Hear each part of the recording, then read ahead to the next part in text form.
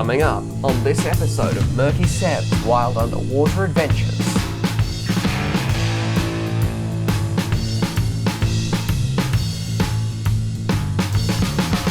We are continuing our Mary River adventure, having travelled many kilometres downstream. But where's all the water gone? A lot of the creek looks like this at the moment. Hasn't been very much rain. And all the fish get confined to these tiny little pools. So you can see there's loads of little blue eyes swimming around in here and some Marjorie's hardy heads and some little gudgeons. But you can see where the river used to flow, there's no water. So I guess we'll have to move on and check out another spot and hope there's some water in there. A bit further downstream, this river should have been flowing, but thankfully there was at least a pool of water left. So let's check out if there are any fish in it. And in this little pool, there was indeed a large concentration of beautiful native fish. There were hundreds of these incredible crimson spotted rainbows. The vast majority of these rainbows were quite young, ranging between a few months and about a year or two old.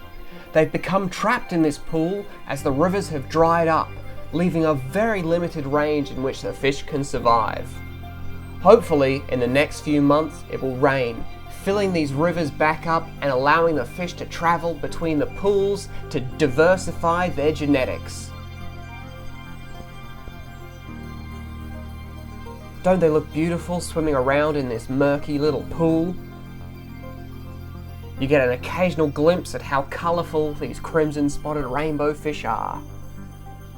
The rivers have dried up as it hasn't rained for almost a year, but let's see if we can find any more water further downstream. It's been a current occurrence along this trip for us to pull over by the side of the road and find a creek that has lots of cool fish and plants living in it. Let's see if this is any different. Let's take a look at what's living in this river. We're behind Mullaney, and we had a look at this creek up in the mountains a few weeks ago, but now we've come down to the other side of the ridge to see what it's like over here and if there's any cool fish or plants. So let's have a look under the water and see what we can find. There was a lot more water here and some very beautiful plants. There's also some fish dancing between these native Myrophilium plants, and there are two species of fish which have made this little patch of fast-flowing water their home. They are the Pacific blue-eye and smelt. They're quite different looking fish, with the smelt having a slender, long body and a slow way of moving, with their head pointing slightly toward the surface and their body swaying from side to side as they swim. Whereas the blue eyes have a much smaller and rounder body. They swim with a much faster motion, and we may get a glimpse at their vibrant blue eyes as they pass through the sunlight. We can see there is a male and a female blue eye in this group. The males have long, colourful black, white and yellow fins that they proudly show off to the females to try and impress them enough so that they will pick that male over all the others to reproduce with. They also use their fins to get other males to back off by flashing them and chasing one another. The male smelt can also become very colourful when it's time to mate, with their bodies becoming a vibrant orangey colour, and they can live in groups of several hundred fish. This is a great spot for the fish to hang out at, as any insects or bits of food will likely get washed right by them, waiting in this little pocket of slow moving water right beside the fast current. If you'd like to learn more about the smelt, I did an in-depth documentary about them titled The Gorge Full of Native Fish on my channel. This is an amazing creek. It's so clear and it's got these awesome green plants. Check them out. It's got these really cool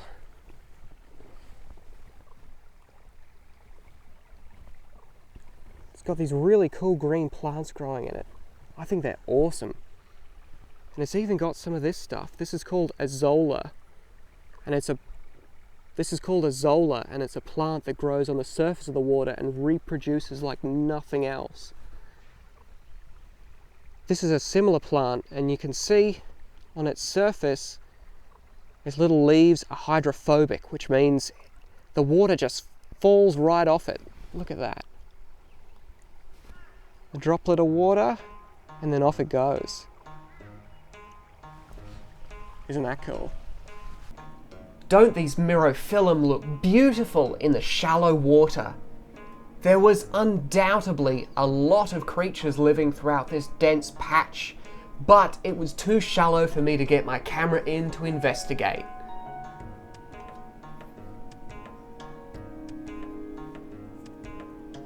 Let's have a look over this side of the bank. See what's over here. Certainly lots of azolla.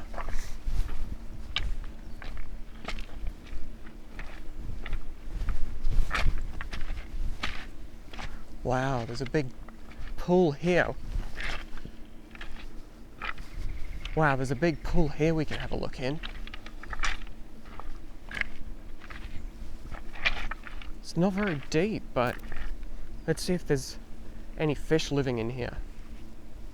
This was such a picturesque spot. I spent quite a while here just taking in the beauty of this place, but unfortunately I couldn't see any fish from above the surface despite how clear it was. It was such an awesome place to be, watching the leaves fall down and the insects flying around above the surface of the water. But even having a look below the surface, I only got a glimpse of a few smelt off in the distance.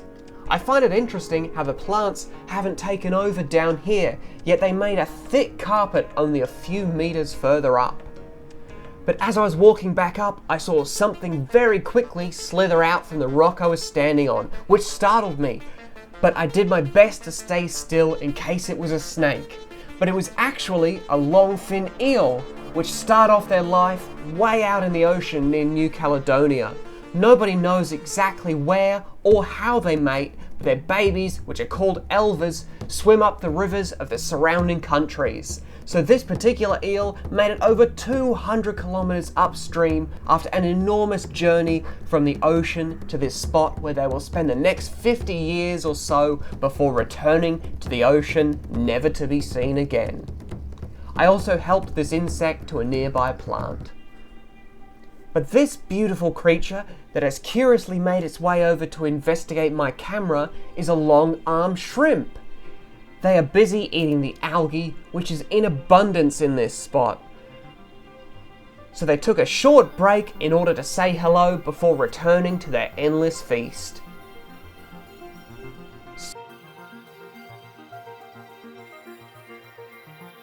I always love running into long-armed shrimp. They're such cool creatures, and they're always curious to see what I'm doing in their habitat. Swimming above the long-armed shrimp was a seemingly never-ending school of smelt and 3 other species which had joined them and were happily swimming together. The long, thin fish that are a bit like the smelt but have a long black stripe along their body are a native called an unspeckled hardyhead, which also feature in that documentary I made about the gorge full of native fish. Occasionally, there's a fish with a slim, mostly transparent, diamond-shaped body swimming alongside the smelt and hardyheads. They are a native called a glassfish, and if we get a good look at them, we can see how they got their name due to how transparent their body is. And off in the deeper water, we get glimpses of a larger, fast-moving native fish that thankfully are of no threat to the others. They are actually a crimson-spotted rainbow fish, which despite their size, mostly eat insects and small crustaceans. They have such colourful bodies that they were the first species to be given the name rainbow fish. You can certainly see why with those beautiful green, yellow, red, black, blue and gold markings on their body.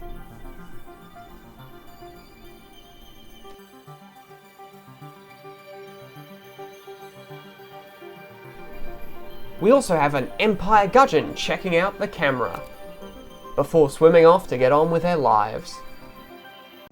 As we continue further downstream, the river becomes much wider and deeper, and also it becomes covered in a zola, a native floating plant that can easily reproduce very quickly, taking over the surface of a body of water.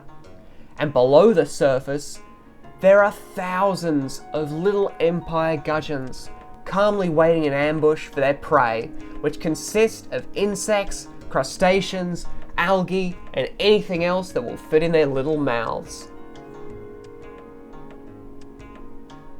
They camouflage so well with their surroundings, it's incredibly hard to see them when they aren't moving. After having a quick look at the gudgeons, we move further downstream, and in only a few kilometers, the landscape had completely changed again, becoming another small, slow-flowing creek. But what, if anything, would be living under the surface here? Well, it turns out there was quite a lot living here. We can see some more incredibly beautiful crimson-spotted rainbow fish schooling with some unspeckled hardyheads. These rainbows were particularly colourful, with the males having some very distinct red fins. There are slight variations in the different populations of crimson-spotted rainbow fish that are found between northern New South Wales and southeast Queensland, but this variety has to be one of the most vibrant. It's hard to tell from the shading of the water, but they are a spectacular variety of rainbows.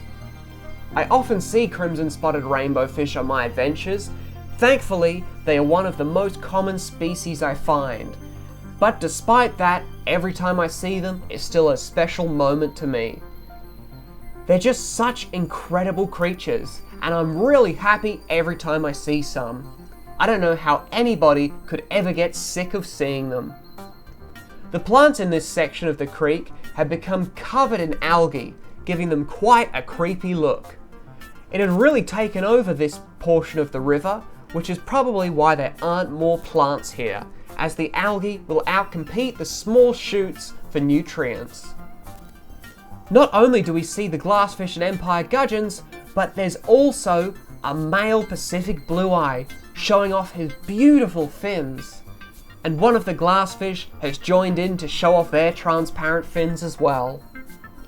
I loved this, as from above it looked like a mass of leaves and algae, but from below it was an incredible underwater structure that made the perfect cover for the fish to school around and feel safe.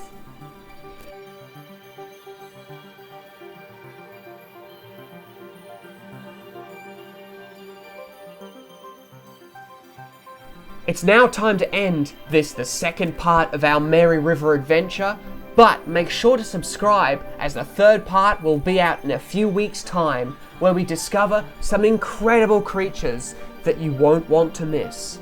I really hope you enjoyed coming along on this adventure and learning about all of these cool species, and until next time, keep it murky.